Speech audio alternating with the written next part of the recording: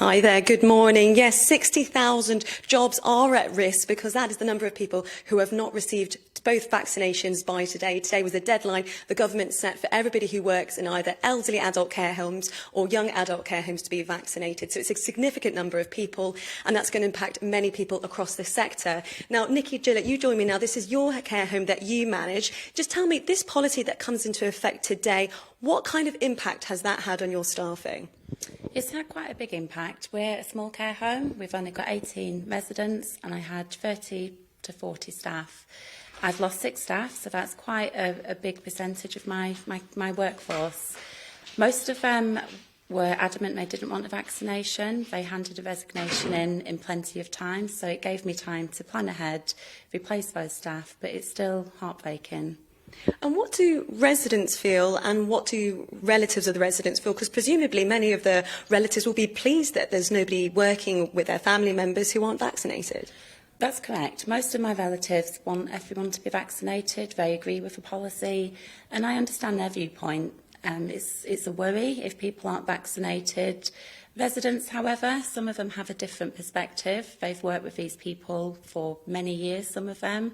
They're valued staff, they have good relationships and they trust them.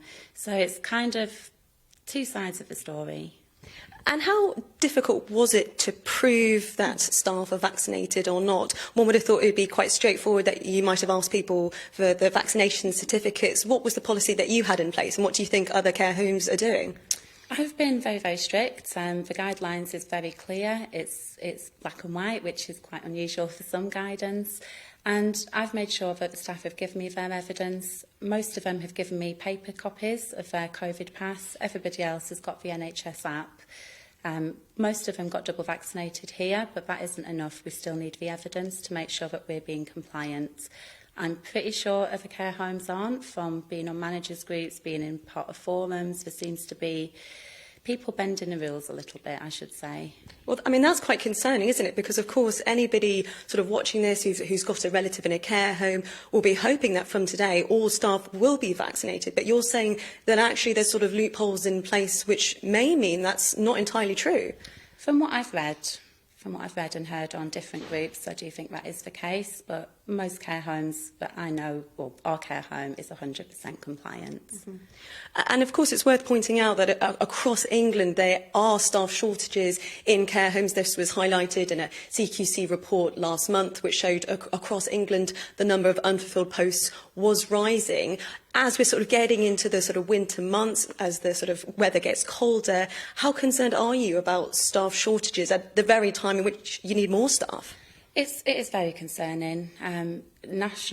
Nationally, there's a massive shortage. We've got over 115,000 vacancies before today, where we're supposed to lose 60,000 care staff.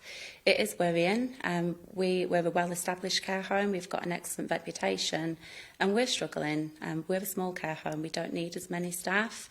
Whereas before, every post I would apply for, we'd have maybe double figures of applicants. Sometimes now we don't get any. So it's a major worry. You've got winter pressures in health and social care, not just coronavirus, but neurovirus, chest infections, pneumonia, flu. And it is worrying. If you have an outbreak, care home managers are worried how we're going to safely manage residents' needs. Now, of course, there will be relatives who are really pleased that only staff who are vaccinated will be allowed to be with their family members. But from what you're saying, it's interesting that actually the quality of care could actually be really impacted by staff shortages, potentially even more than people not having the vaccine. Exactly. You've got a contingency plan. People say we can use agency staff, but agencies haven't got staff. They're going to have to be double vaccinated by the spring. So it is worrying. There's not enough support, there's not enough attraction to the sector, and it's still, care work is a sector, a job that's highly stigmatised, it's low paid, and for what you have to do physically and emotionally, people don't want to do it. So it's a grave concern for the country, and many care homes, I do believe, will close because they can't manage or recruit enough staff to keep the services going. And of course, we've got this deadline today for care workers in care homes, but if we look towards April next year, that's the deadline in which all NHS staff have to be vaccinated. Presumably then this is also going to have a knock-on effect with that. Definitely. It goes without saying.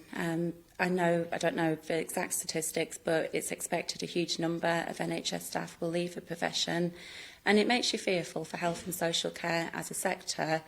What will happen? Nikki, thank you so much for speaking to me today, and thank you for letting me come to your wonderful care home. Really appreciate it. I mean, we've sort of talked through there some of the issues, really, really difficult. Of course, people working in care home want their staff to be vaccinated, but of course they don't want significant numbers to be leaving at the very time, as we come closer to winter, that they'll be needing more staff, not less.